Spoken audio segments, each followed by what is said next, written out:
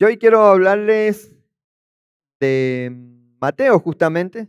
Estamos estudiando el Sermón del Monte y vimos el sábado pasado, mal no recuerdo, la oración y la regla de oro, ¿sí? Y terminamos en el capítulo 12. Hoy los invito a que vayamos al capítulo 7 y 13. Si lo tienen, lo vamos a leer juntos. Por eso, el capítulo 7, verso 13 y verso 14. Dice así, ¿lo tienen?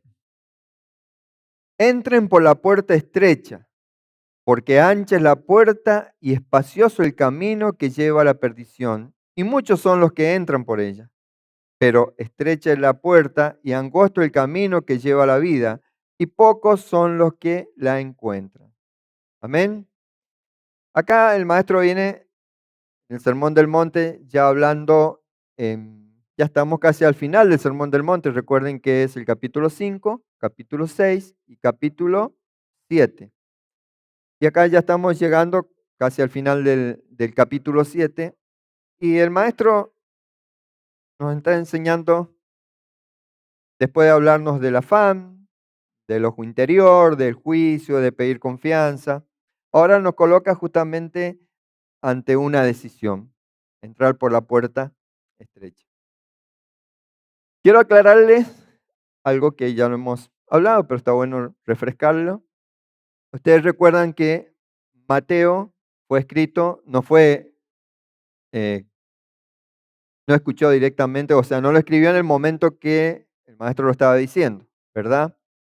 También sabemos que el sermón, el llamado Sermón del Monte, la enseñanza del monte, se refiere, o sea, ¿a quién se lo estaba dando? Se lo estaba dando a qué tipo de audiencia tenía en ese entonces, ahí en el monte. ¿Qué tipo de audiencia tenía? ¿Eh? No, Eran judíos, sus eran discípulos. judíos, eran judíos. Él ahí le estaba dando el mensaje que estaba dando era para los judíos, porque donde él se encontraba era justamente en la parte de Judá. Pero, entonces cuando él hablaba, sacamos el pero, cuando él hablaba, él estaba hablando desde lo que los que escuchaban conocían. ¿Ellos qué conocían? Torá, La Torá. ¿Y cómo estaba escrita? hebreo. En el hebreo. O sea que lo que em, Yeshua, Jesús el Cristo, le enseñaba era en base a lo que él había aprendido y lo que todo el pueblo conocía desde la escritura hebrea, porque aún no existía el nuevo Testamento, el Nuevo Pacto, ¿verdad? O sea que aún no estaba la escritura en griego, pero luego se escribió en griego y acá Mateo lo escribe griego, ¿sí? Porque se lo estaba dando ya, la escritura de Mateo era así, ya más para gentiles. Por eso ya estaba escrito en griego. Y yo quiero, para que entendamos bien el mensaje que el Mesías nos está dando, no tomarlo simplemente como un hecho histórico que pasó hace 2000 y pico de años, no, menos de 2000 años, 1900 y tanto, no ver como un hecho histórico, sino, como dije al comienzo, ver qué mensaje es como que nosotros estemos sentados ahí en el monte recibiendo esa enseñanza.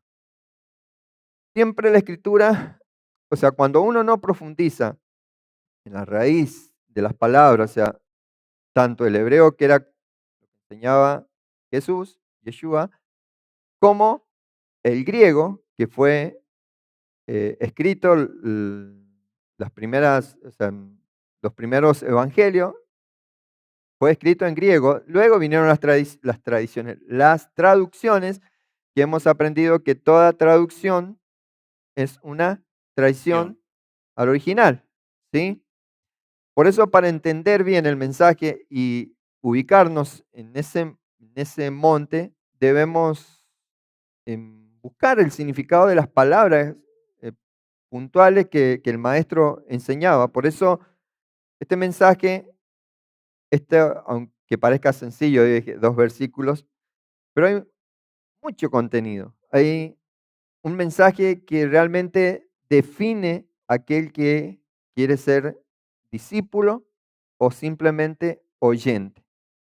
Porque en aquel entonces Jesús tenía oyentes, tenía discípulos. Los oyentes eran los que iban más que nada para escuchar y para el milagro. Los discípulos eran los que se comprometían con la visión que el maestro venía a enseñarnos, ¿sí? Que cuál era la visión, es que el reino de la tierra, el reino de Dios, perdón, se estableciera sobre la tierra, ¿verdad? Por Sí, eso justamente lo leímos en el Padre Nuestro, cuando dice, venga tu reino a nosotros. O sea, que ese era, como quien dice, el propósito por el cual el Maestro vino a la tierra. Y si bien Él murió en la cruz para el perdón de nuestros pecados, pero ¿para qué fueron el perdón de nuestros pecados? Justamente para eso, para que el reino de Dios se pudiese establecer en la tierra. ¿Y cómo se establece el reino de Dios en la tierra? Se establece a través em, de las personas que han sido limpiadas por la sangre del Mesías. sí. El texto que leímos recién no describe justamente teorías religiosas, sino dos estilos de vida. Yeshua no está separando dos doctrinas acá cuando dice que está el camino angosto y el camino amplio, ¿cierto?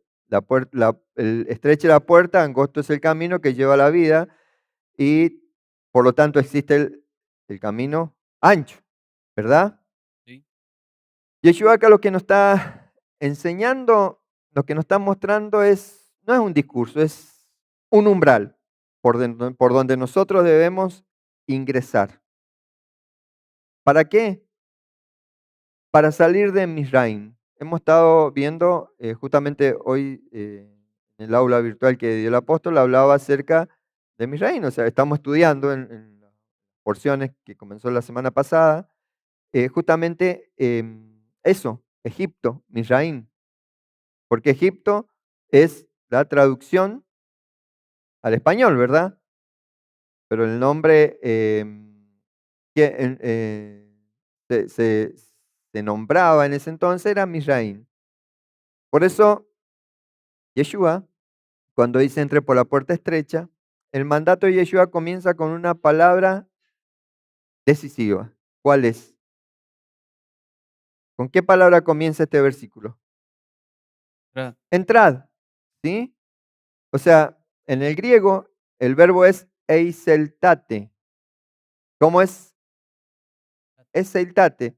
Y es un imperativo claro, o sea, es directo. Entonces empieza con la palabra, ¿con qué palabra? Entrar, Entrad. ¿sí? Que aclaro, viene del griego eiseltate, que es un imperativo claro, o sea, es directo, sin matiz opcional, no está dando una opción. Está diciendo directamente a lo que estaban escuchando, entrad.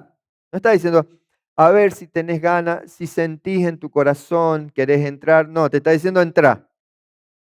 ¿Se entiende cuál es ese verbo, ese imperativo, ese verbo? O sea, no te está haciendo una sugerencia ni una invitación amable. Es una orden espiritual. Entrad por la puerta estrecha, te dice. Detrás de este verbo griego tenemos, como dije al comienzo, tenemos también el verbo en hebreo. Late dentro de este verbo que el verbo es bo, ahí está. No es que te está diciendo entra bo y se equivocó y en vez de ponerlo con B baja lo puso con bo, no. Bo quiere decir entrar en hebreo, ¿sí? ¿Sí? Y no significa simplemente pasar de un lugar a otro, sino introducirse en una nueva condición de existencia. O sea, en la escritura hebrea, vos se usa cuando alguien entra, por ejemplo, en una tierra, cuando alguien entra en una casa o en una alianza. Fíjense que cuando uno entra en otra tierra hay cambio de pertenencia. Cuando uno entra en otra casa, hay cambio de autoridad. O sea, por ejemplo, yo no voy a ir, no sé, a la casa de Fernando y le voy a decir a Norma, Norma, haceme 2 huevos fritos porque tengo ganas de comer. Bueno, pará, si no sos el dueño de casa, hay una autoridad en la casa.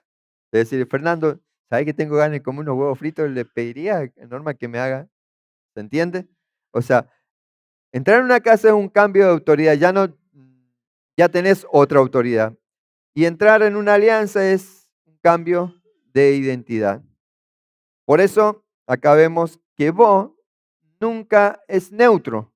O sea, la palabra entrar no es neutro. O sea, entrar implica dejar algo atrás. O sea, no se entra igual que como se estaba. Eso quiere decir, el verbo vos quiere decir entrar eh, no como estaba, sino dejando afuera lo que no te permite caminar en la verdad. Porque quien entra por esa puerta que dice el Mesías ya no permanece afuera, ya está adentro, ¿verdad? Si entra, está adentro y no puede seguir viviendo desde la misma lógica anterior, o sea, la misma lógica anterior, porque así como le explicaba, por ejemplo, vos significa, por ejemplo, el que entra en una casa. Si entras a esa casa ya no puedes seguir con la misma lógica de creerte vos que sos el dueño de casa, ¿sí? O sea, cuando vos decís, cuando Yeshua te dice que entres por esa puerta es tener un cambio de lógica. El reino no se contempla, lo que nos quiere decir el maestro, desde afuera como un espectador. No se analiza, o sea, no se comenta, no se admira a la distancia. El reino se vive, ¿sí? Amén. Porque yo le puedo hablar del reino de Dios, no sé, a una persona que nunca le dio la escritura, que no conoce al verdadero Dios, y no me va a entender porque el reino de Dios no se admira a distancia, tenés que vivirlo. O sea, el reino de Dios se entra y al entrar, ¿qué pasa? Se deja atrás una versión anterior tuya. Cuando dice entrad, Yeshua te está diciendo, deja tu vieja versión allá afuera. Sí, por ejemplo, vienen ustedes entrando acá y traen, no sé, los baldes llenos de piedra y le digo, no, deja la piedra allá afuera. Acá no te hace falta. Deja toda aquella carga que traes allá afuera. O sea, no se entra al reino por, no se entra al reino por pertenecer a un grupo. Por eso siempre hemos hablado de que es lo que decía justamente Milagros en la Haftará. eh, no, ella no por ser hija de pastores, ya viene preparada desde el vientre de la madre para pararse a dar una haftará. Primero tuvo que vencer sus miedos, ¿sí? Lo dijo ella. O sea, no se entra al reino por pertenecer a un grupo o por tradición familiar, ni por imitación social. La puerta no se abre por un arrastre colectivo, o sea, al reino de Dios se entra individualmente. ¿Qué es lo que nos dice? Nadie entra porque otros entran. Hemos visto casos de que, por ejemplo, la esposa le decía al esposo, mira, yo estoy en la iglesia y necesito que, o sea, si vos te querés casar conmigo, tenés que empezar a ir a la iglesia. Y empezaba a ir a la iglesia, se casaba y dejaba de venir. ¿Por qué? Porque no entraba al reino de Dios porque ella entró. No por el hecho de venir a la iglesia, o venir a la Keilah, o venir a la asamblea, ya cruzó esa puerta. ¿Me entiendes? O sea, la puerta estrecha es en sí, o sea, nadie cruza el umbral por costumbre, no es por creencia, es por una decisión. No es porque mis padres lo hicieron, yo ya entro. No es porque otros entran, no es como cuando te metes a, no sé, a un recital y te mezclas entre los otros y por como los otros entraron, vos entraste. Esto es personal. Eso es lo que yo decía en un comienzo. Es personal. Esto revela que la puerta estrecha es un acto de conciencia. O sea, cada alma debe decidir si cruza o no. No porque el otro te diga, es porque vos tomas tu propia decisión. Lo hemos visto, lo hemos experimentado o no. Cada discípulo debe responder personalmente al llamado. Nadie puede responder por el otro. Cada discípulo responde personalmente al llamado. O sea, entrar, entrar, es decir, no quiero seguir observando desde afuera. Acepto el cambio, acepto no volver a ser el mismo. Eso es amén, lo que en sí es esa palabra entrar. ¿Logran entrar? ¿Lo sí, captan? ¿Se dan cuenta qué profundo que es ese mensaje? Está diciendo el Señor, bueno, ya venimos trabajando con el alma desde que comenzamos con las bienaventuranzas, hermanos. Ya es hora que tomen la decisión. Recuerden que ya se está terminando el capítulo 7, o sea que ya acá la exhortación empieza un poco más dura. Toma la decisión porque te vas a quedar afuera. Y recuerden que afuera es donde va a estar el crujir de dientes, donde va a estar los lamentos, ¿sí? Tenemos la referencia, por ejemplo, las 10 vírgenes insensatas, las que se quedan afuera, se quedaron afuera. Se perdieron de estar con el novio, estar en la fiesta. Después, ¿qué sigue? Entrad por la puerta. La puerta. Yeshua no comienza directamente hablando por el camino. Dice, entrar por la puerta estrecha, porque ancha es la puerta y espacioso el camino que lleva a la perdición. Empieza con la puerta. La puerta es una clave, porque antes de caminar hay que atravesar un umbral. ¿Sí? Antes de empezar por entrar al reino, tenés que pasar una puerta, un umbral. Y en el griego, la palabra usada es pile. ¿Cómo es? Es pile, que no designa, o sea, esa palabra no designa la puerta que está ahí, no designa una puerta doméstica cualquiera, sino una puerta principal, una entrada oficial, o sea, como la de una ciudad o un recinto importante. Si ustedes recuerdan, el Tanaj habla, o inclusive en la Torah misma, que está dentro del Tanaj, habla acerca de puertas, ¿cierto? Hemos leído acerca de puertas. En el caso de Deuteronomio, cuando hablan del hijo rebelde, ya vamos a llegar ahí. O sea que cuando habla de puerta no es un acceso improvisado, es un punto controlado. Cuando está hablando acá, entrar por la puerta es un punto controlado, es un punto visible, es un punto definido. Y detrás de pile está el concepto hebreo de puerta que es tar. ¿Sí? Ahí está escrito. Tar es una palabra justamente muy cargada de significado bíblico. En hebreo, la puerta no es solo un lugar de paso, es lugar de juicio, espacio de discernimiento, ámbito de definición de identidad y pertenencia.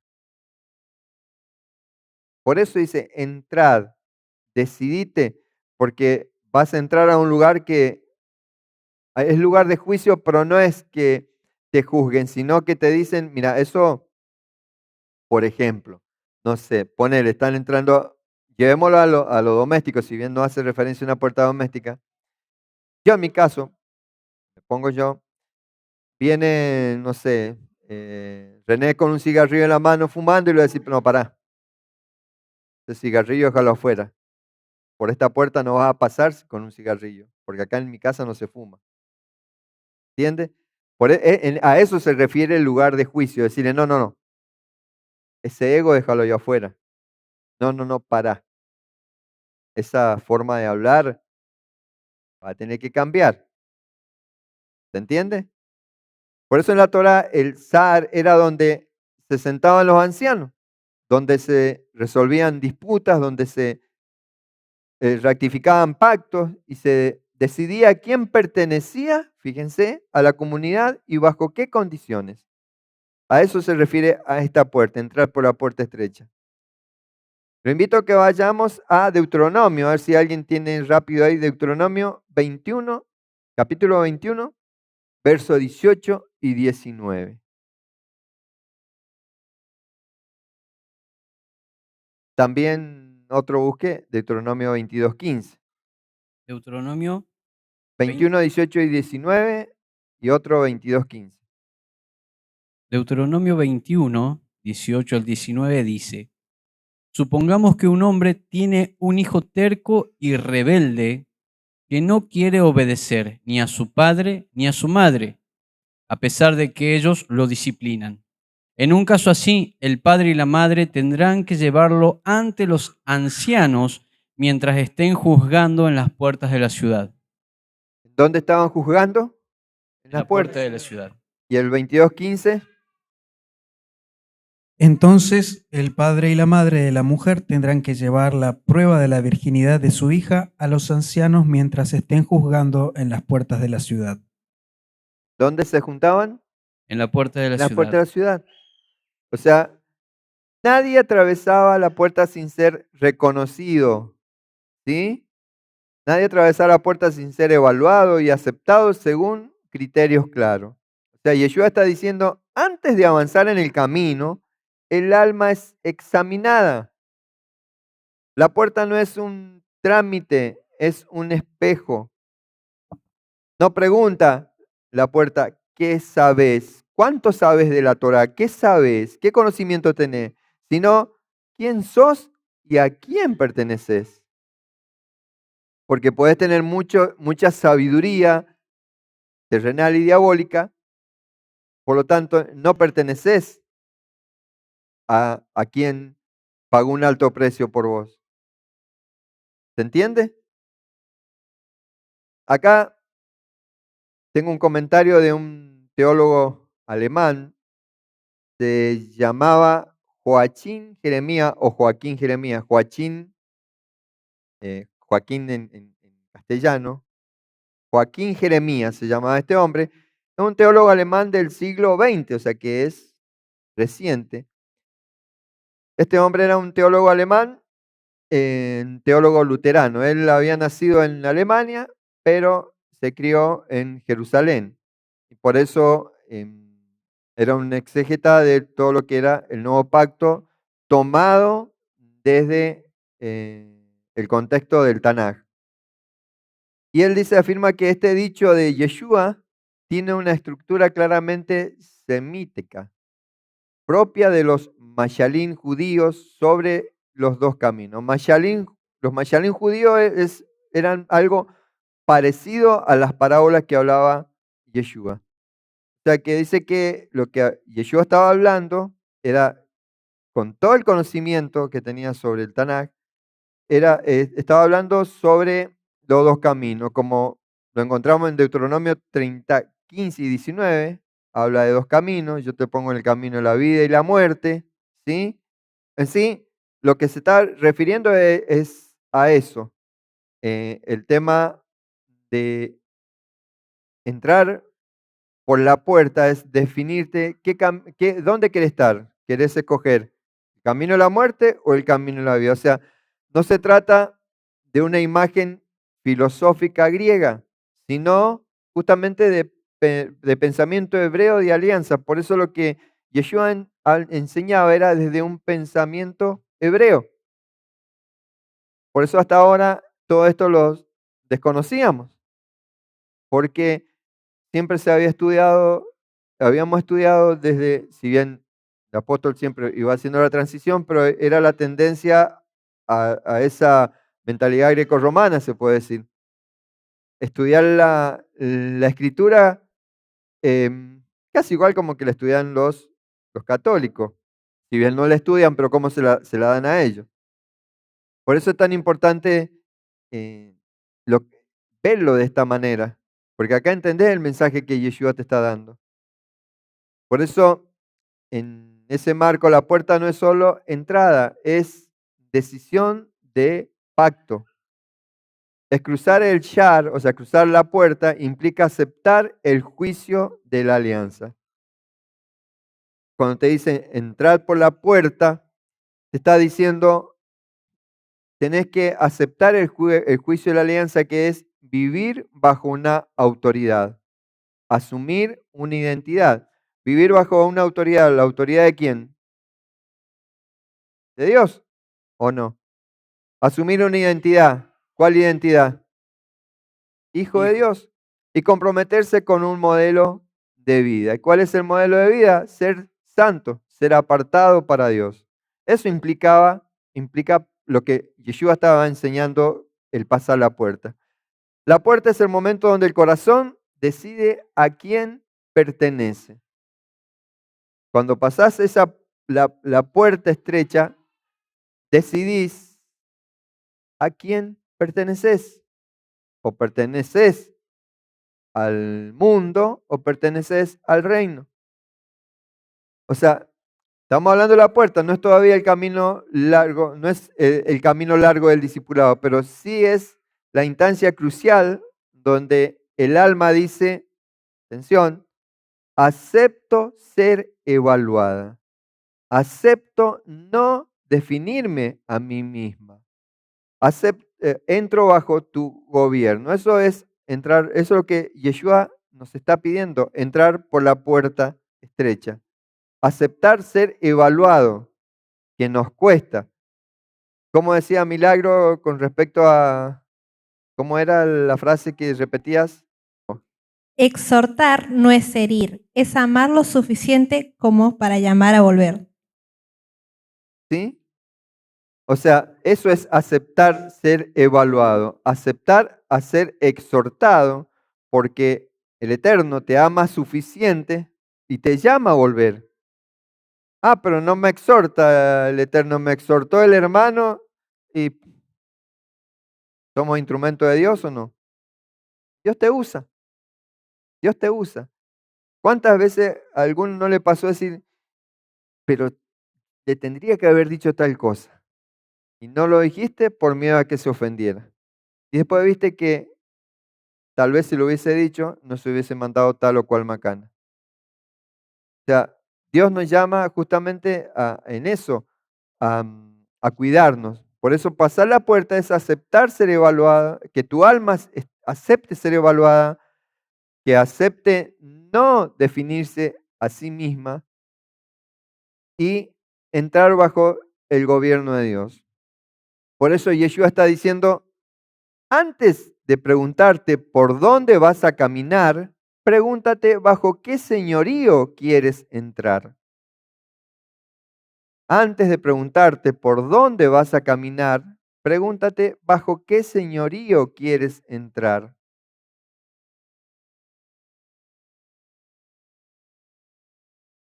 ¿Está fuerte? ¿Está bueno?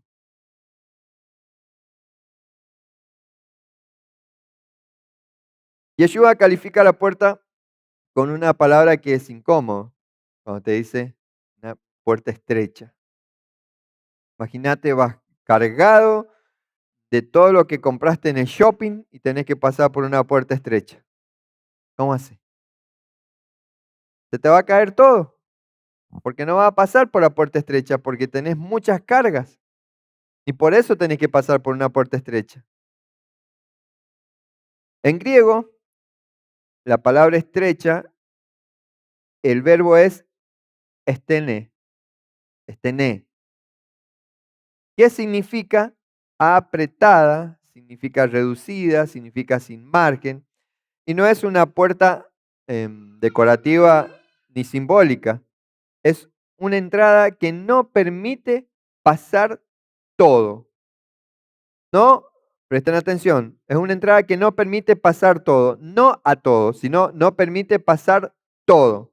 ¿Se entiende? Es más o menos como le decía, A vos te va a dejar pasar, pero capaz que todo lo que compraste en el shopping lo va a tener que dejar afuera, porque no entra por la puerta. ¿Sí? O otras cosas que vamos a ver más adelante, que es lo que no te deja pasar. Pero el verdadero peso del mensaje aparece cuando volvemos justamente a ese pensamiento hebreo que sostiene esta imagen. Y la palabra que mejor expresa esta idea es tar. ¿Sí? Ahí lo tienen. Tar. En hebreo, sar no solo significa estrecho o angosto. ¿Sí?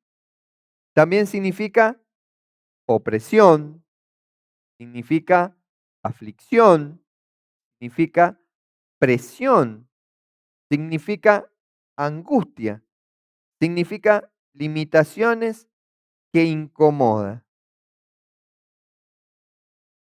Por eso, de la misma raíz proviene Misraim. ¿Sí? ¿Cuál es la definición de Misraim? Lugar de estrechez. Lugar de estrechez. ¿Sí? Por eso dice, entren por la puerta estrecha, lugar de opresión, de aflicción. La puerta estrecha no es un obstáculo arbitrario, es justamente, abran su entendimiento, es el límite que marca la salida de Egipto. O sea que es la puerta estrecha en sí es el límite que marca la salida del lugar de estrechez. Egipto no es solo, ya eso lo sabemos súper de memoria, no es un lugar geográfico bíblico, es un estado interior, ¿o no? Es lo que hablamos desde el comienzo. Egipto, o sea, el pueblo de Israel fue más fácil sacarlo de Egipto que sacar Egipto de su interior, ¿cierto? Lo mismo nos pasa a nosotros. Es más fácil, o sea, dentro de todo, podemos llegar a decir que resulta más fácil lo que hizo Yeshua, ir a la cruz para sacarnos del pecado, que nosotros saquemos el pecado de nosotros, o que pueda sacar el pecado de nosotros. Egipto no es solo un lugar físico, es un estado interior, o sea, es esclavitud normalizada. Es comodidad que oprime, seguridad que encadena, identidad definida por lo eterno. ¿Se entiende? Esclavitud normalizada, o sea, sé que está mal lo que estoy haciendo, pero, y bueno, estoy cómodo, pero vivo todos los días amargado, peleando, pero dentro de todo estás cómodo porque no querés salir de ese lugar. ¿A alguien le ha pasado? Me siento seguro no saliendo de mi casa, pero estás encadenado, estás prisionero. Por eso Yeshua está diciendo, sin nombrarlo justamente explícitamente, no se entra al reino sin salir primero de Misraim. Lo repito, no se entra al reino sin salir primero de Misraim. Por eso, cuando Yeshua dice entren por la puerta estrecha, te está ordenando entrar por la puerta estrecha, no es que te quiere castigar. Justamente lo que Él quiere es que hagas una ruptura con tu esclavitud interior. Por eso es que pasar por la puerta estrecha incomoda, porque incomoda ser exhortado.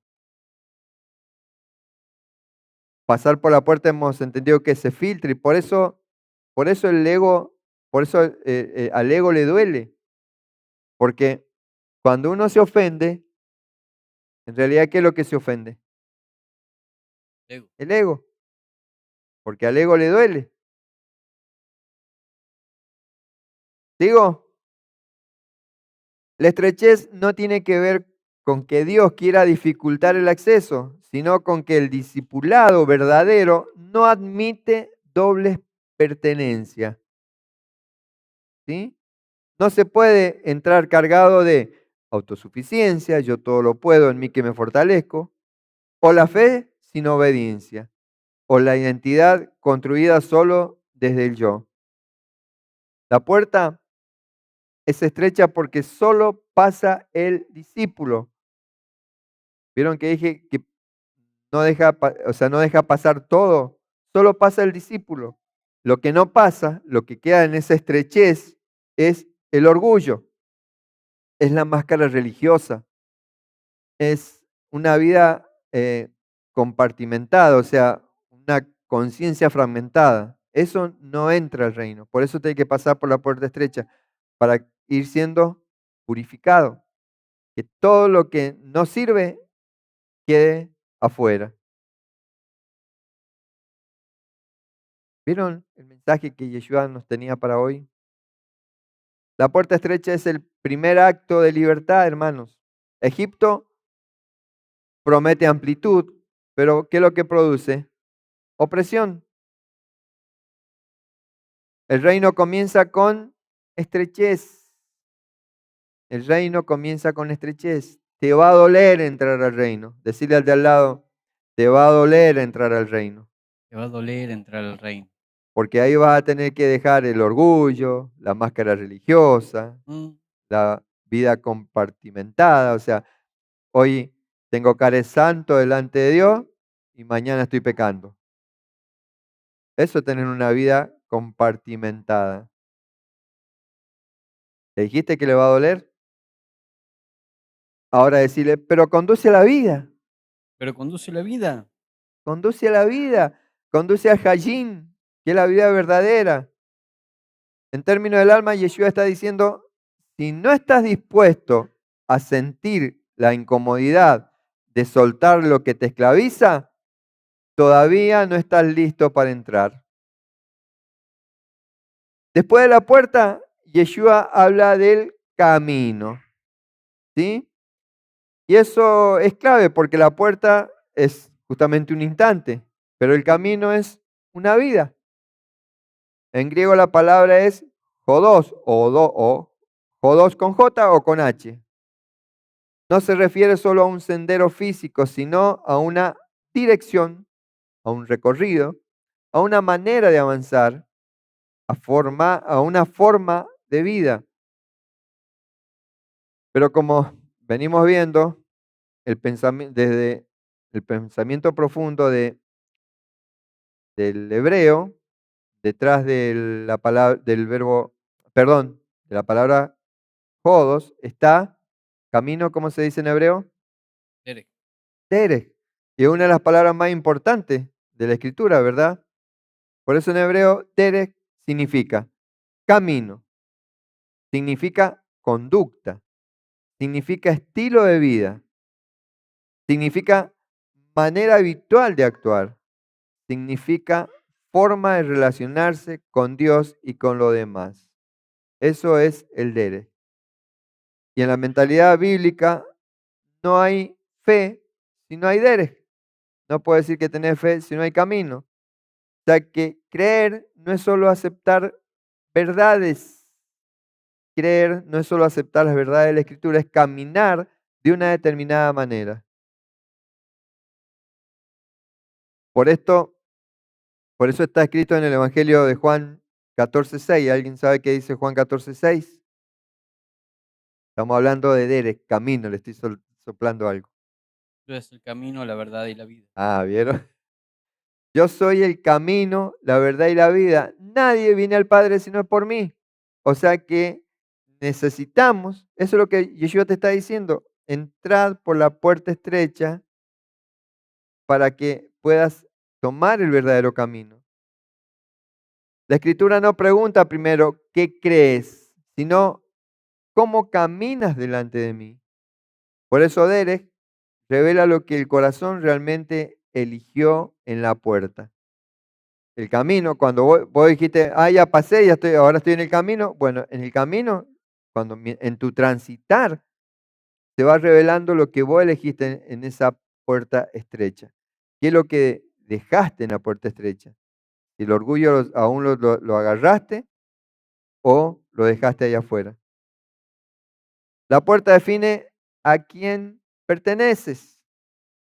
El camino justamente revela si esa pertenencia es real. ¿A quién perteneces?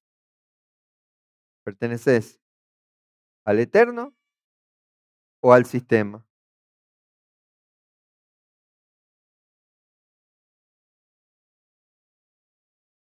¿Voy muy rápido? ¿Se entiende? El reino se manifiesta en un caminar diario, un caminar repetido, sostenido, visible. Por eso, desde la exégesis, muchos comentaristas coinciden justamente en que Mateo entiende el camino como un discipulado práctico. Por eso, Yeshua es el camino, es nuestro maestro.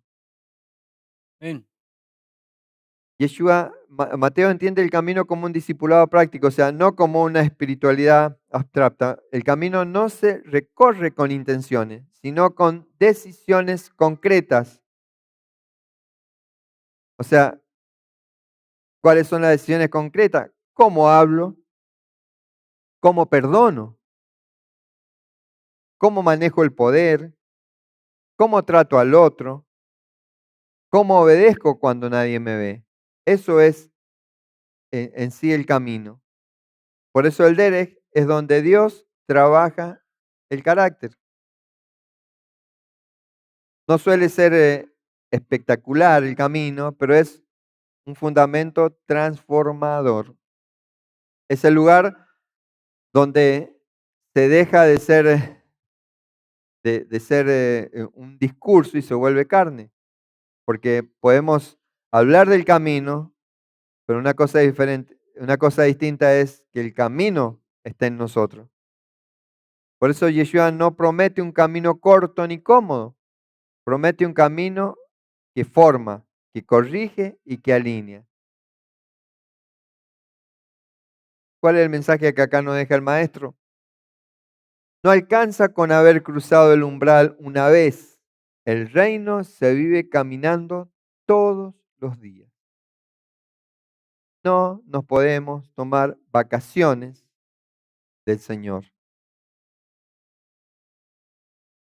No nos podemos tomar vacaciones. Hay muchos creyentes que se toman vacaciones, ¿viste? Me voy 15 de vacaciones y se van de vacaciones, pero se creen que se van de vacaciones del reino. Hacen lo que no deben hacer, o sea, total, estoy de vacaciones. No leen la escritura, no estudian, porque están de vacaciones. ¿Me siguen? O sea, estar de vacaciones es un descanso para tu cuerpo. No, pero tengo que descansar mi mente. ¿Te cansa leer la Torá? Estás en un problema si te cansa leer la Torá. Si te fatiga leer la escritura, ahí dijeran nuestros hermanos de Chile, hay pichichus que sacar de ahí. Porque a los que les molesta la palabra de Dios, ¿a quiénes son? A los demonios. Yeshua no solo dice que hay un camino, sino que ese camino es angosto, dice. Tiene que pasar por la puerta estrecha, el camino es angosto. Señor, deme algo fácil, va a decir. Yeshua no solo dice que hay un camino, no dice que hay un camino, sino que ese camino es angosto. Aquí no está repitiendo la idea de la puerta estrecha, está profundizándola a esa idea un poco más. En el texto griego, Mateo utiliza un término muy particular y es una palabra re larga y complicada en el griego. Es, a ver si me sale, ahí léanla. Tetlimene, más o menos así. Mateo utiliza un término muy particular, tetlimene, que es un participio pasivo del verbo tribo. Este verbo no significa simplemente estrecho, significa, fíjense, presten atención, significa presionar, significa oprimir, significa comprimir, significa apretar desde afuera. O sea, es la palabra que se usa para describir, por ejemplo, la uva en el lagar, los granos de trigo bajo la piedra del molino, los cuerpos que están bajo presión, como la aceituna. Eso describe este verbo, que representa la palabra que ha llegado a nosotros en nuestra escritura como angosto. El camino no es angosto porque sea corto o limitado. El camino es angosto porque ejerce presión, ¿sí? Detrás de este verbo griego, como venimos estudiando, está el pensamiento hebreo que conecta con lahatz, que es apretar, presionar, y el verbo zarar, que es oprimir con el fin de reducir. En el Tanaj, esta presión no es justamente destructiva, porque la presión sobre la aceituna no es destructiva, es que lo que es reveladora. O sea, Dios no presiona para aplastar, eh, lo que hace es presionar para sacar lo esencial, por eso te presiona, no para aplastarte, para sacar lo esencial, sacar toda, como el apóstol hoy enseñaba acerca del horno, del metal. No sé si ustedes han visto cuando hay, o sea, un metal es cocinado, o sea, en el horno, es cocido en el horno, cuando saca hay escoria afuera y hay que martillarlo. ¿Alguien ha estado cerca de una herrería alguna vez? Saca el metal de la fragua y lo martilla, y cuando lo martilla le saltan la escoria, le salta como cáscara. Y eso es este camino angosto, es sacar toda la escoria, todos los clipop. El camino angosto es el proceso donde Dios exprime lo falso para que emerja lo verdadero. Como decía recién, como la uva libera el vino, como la aceituna libera el aceite y el trigo libera la harina. Por eso el discípulo, al caminar este camino, va perdiendo máscara. Al ir caminando por ese camino estrecho, va perdiendo máscara, va perdiendo autoengaños, va perdiendo espiritualidad superficial, va perdiendo identidades prestadas, porque muchas veces tenemos identidades prestadas, porque muchas veces queremos parecernos a. También lo decía Milagro en la Haftará. Queremos parecernos a, ¿o no? No, pero mi amigo se tomó un litro de cerveza. Yo me voy a tomar otro. Me voy a tomar un litro de cerveza para ser parecido a mi amigo. Mi amigo fuma, yo voy a fumar para ser parecido a mi amigo. Alguien, o el compañero de la escuela, si mi compañero de la escuela, el que aparenta ser el más vivo, el que hace tal o cual cosa, yo voy a hacer igual para que me tengan en el mismo concepto. ¿A alguien le ha tocado? O sea, no sé si en su cabeza están trabajando y decir, ah, sí, yo también trataba de imitar la acción de tal o cual para hacerme ver.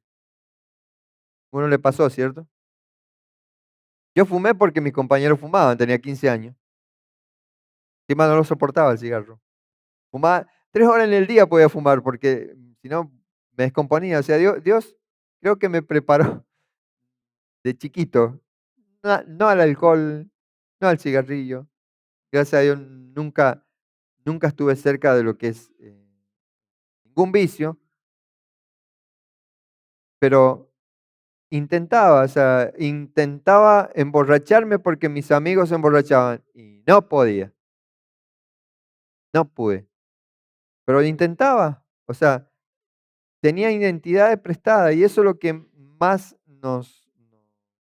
a veces nos afecta y a veces esas identidades prestadas son la identidad que hemos tomado de nuestros padres, porque somos como nuestros padres.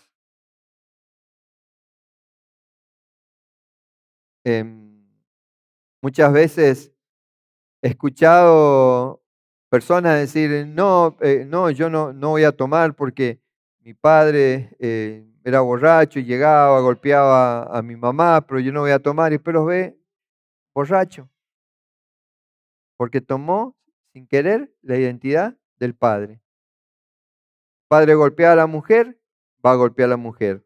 El padre era celoso, va a ser celoso. ¿Se entiende? Lo que es tomar identidades prestadas. No porque, o sea, el camino angosto ejerce esa presión para tirar todas las máscaras, todo lo que dijimos, no porque Dios sea duro, sino porque la vida del reino no puede convivir con lo falso. La vida del reino no puede convivir con lo falso. Es con tu yo diseñado preexistencialmente por Dios. Antes que tuviese el vientre de tu madre, vos fuiste diseñado. Con él es el que tiene que habitar en el reino, no el que fue conformándose de acuerdo a las circunstancias de la vida en el camino. Este punto conecta justamente profundamente con la experiencia del discípulo real. Muchos quieren la puerta, pero pocos quieren caminar, porque el camino que hace confronta hábitos. Hay muchos que pasaron la puerta, pero les cuesta permanecer en el camino, porque confronta hábitos, expone motivaciones, revela a quién obedecemos cuando nadie nos ve. Por eso muchos le escapan al camino.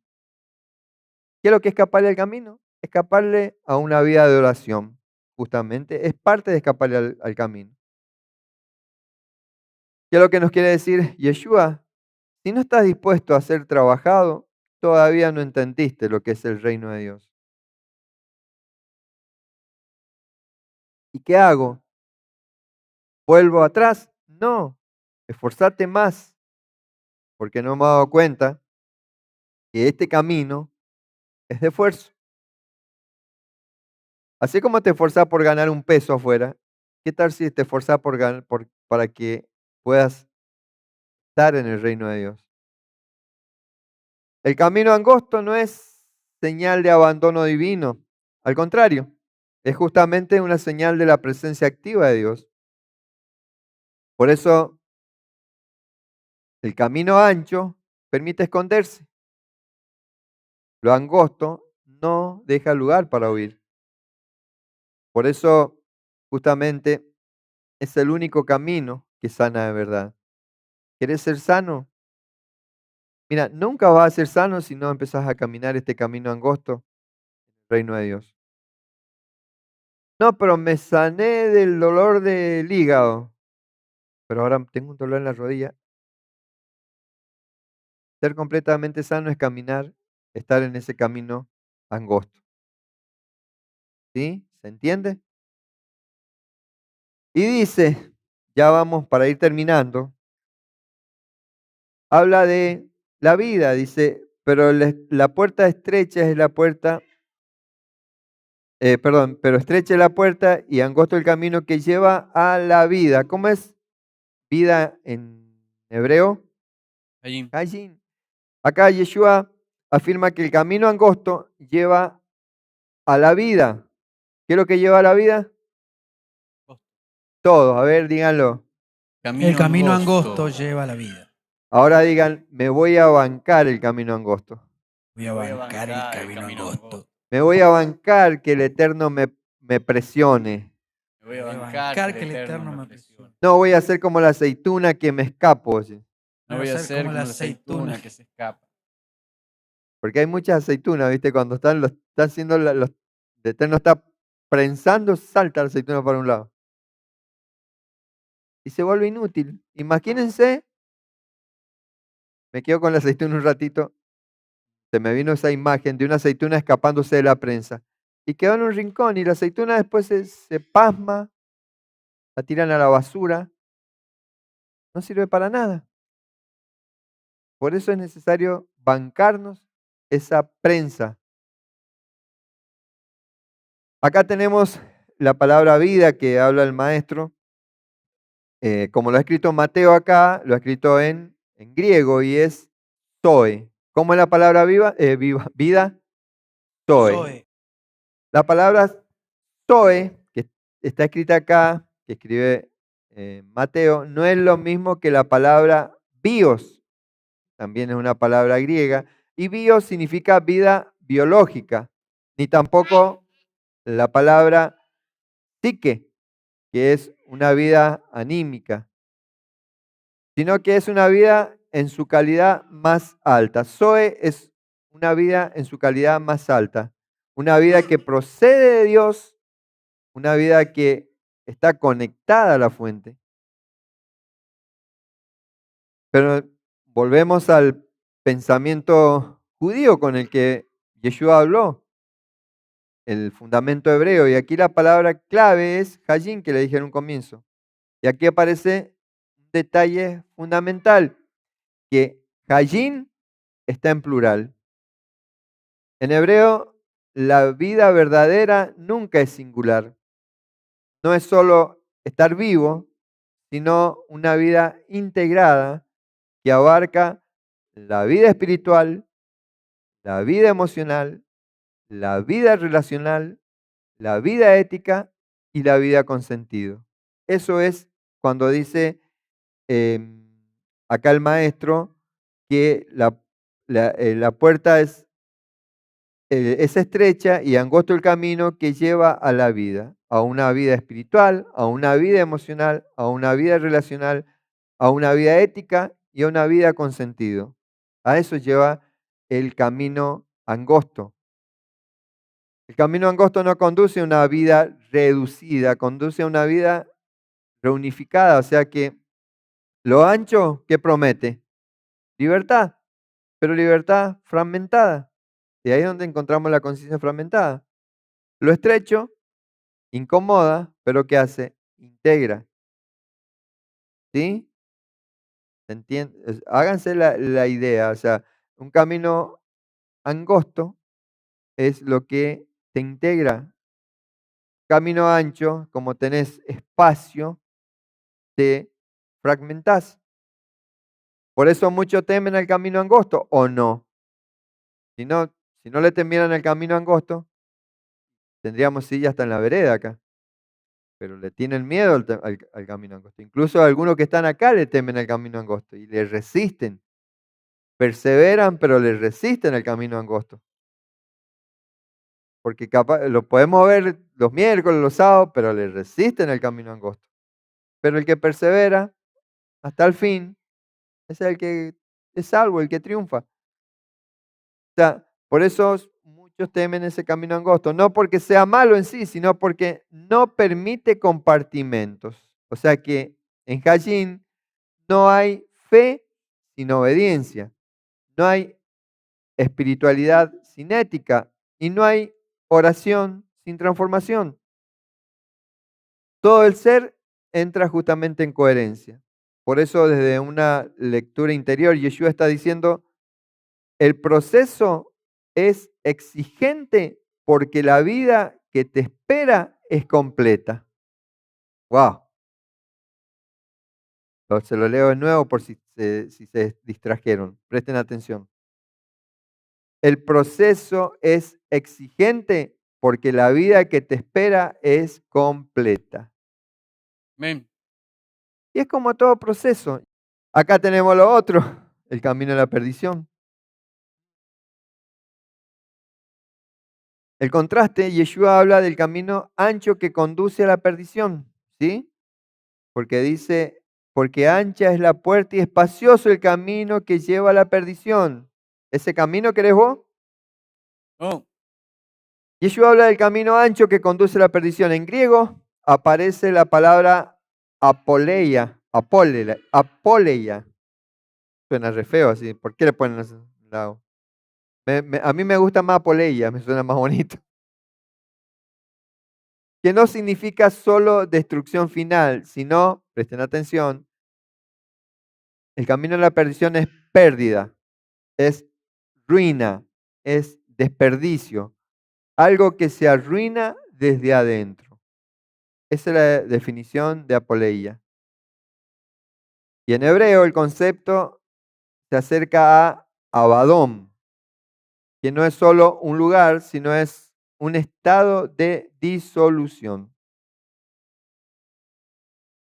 La perdición no comienza en sí al final de la vida, comienza cuando el ser humano se fragmenta interiormente. ¿Lo cacharon? ¿Lo tomaron? La perdición no comienza al final de la vida, comienza cuando el ser humano se fragmenta interiormente. Muchos no caminan hacia Abadón por maldad consciente, sino por dispersión, por comodidad, por falta de verdad interior. Vas derecho justamente a la disolución. Te convertís en un nada, disolver algo que lo que es. Desaparece. El camino ancho permite vivir sin confrontarse, pero el precio es perder el centro. ¿Quieren ese camino? El ancho.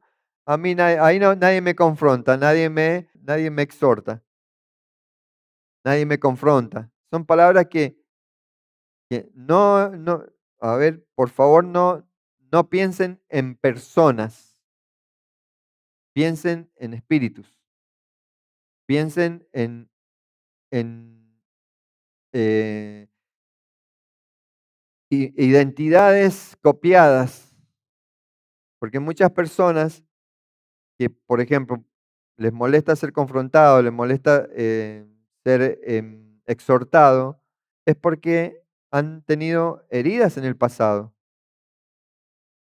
Por eso es que justamente debes pasar por la puerta estrecha, para que hasta esas heridas caigan.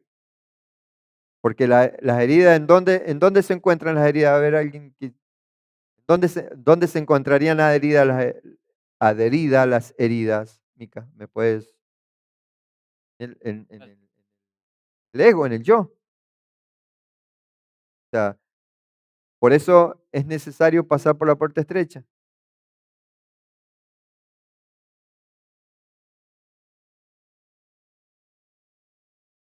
Es lo mismo que, no sé, eh, Gino, jugando a la pelota.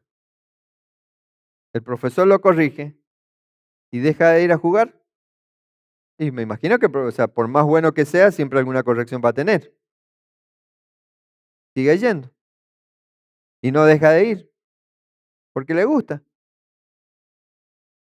¿Es o no es? O sea, es para que piense.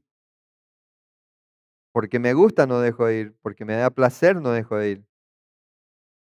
Pero en lugares cuando se exhortan, confrontan y dejas de ir, ¿por qué será? En sí, porque te confrontaron o porque no te gusta ese camino. Acá Yeshua no está amenazando, está advirtiendo con misericordia justamente. Elijan en sí la puerta estrecha. Yeshua dice que muchos entran por la puerta ancha, ¿sí? Y pocos hallan la estrecha. ¿Es o no es? O sea, esto no es un elitismo espiritual, es un realismo del alma. En hebreo, hallar, palabra hallar, conecta con matzah, no matzah, sino matzah, ¿sí? No con el pan, No con Z, sino con S. ¿eh? Con S. ¿Qué tiene? O sea, matzá con S, no con Z. Por eso. Claro, por eso. O sea, no, que quería decir que es lo que era matzah con Z, Pan. pan. Matzah con S es justamente hallar, encontrar después de buscar intención. Por eso dice, em,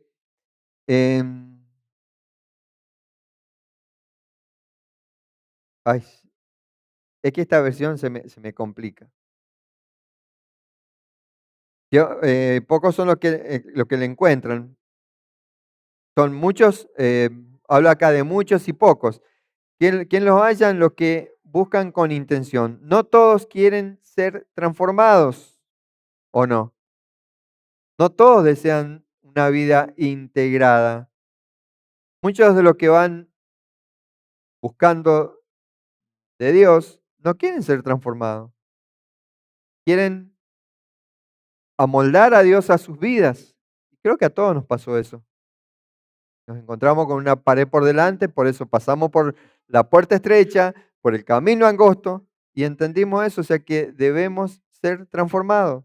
Y hay muchos que no quieren ser transformados.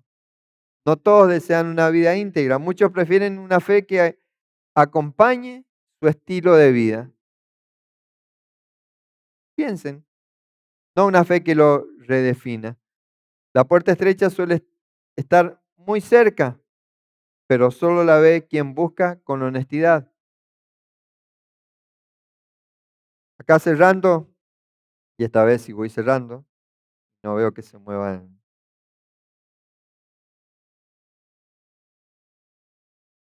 Cerrando este mensaje, que Yeshua nos dice, acá hay un mapa. Entrar, que es vos, es dejar una identidad anterior. La puerta, Sahar, es aceptar el juicio del corazón. Estrecha, Sahar, es salir de la esclavitud interior. El camino es vivir de una manera concreta. Angosto, ser refinado por el proceso. Y vida es vivir una existencia integrada y verdadera. Hermanos, el reino no es para los que buscan comodidad espiritual, sino para los que desean una verdad interior. La puerta no es difícil, es honesta. El camino, recuerden, no destruye. ¿Qué es lo que hace el camino? Purifica, no destruye, purifica. Y la vida que espera al final es más grande que todo lo que se deja atrás.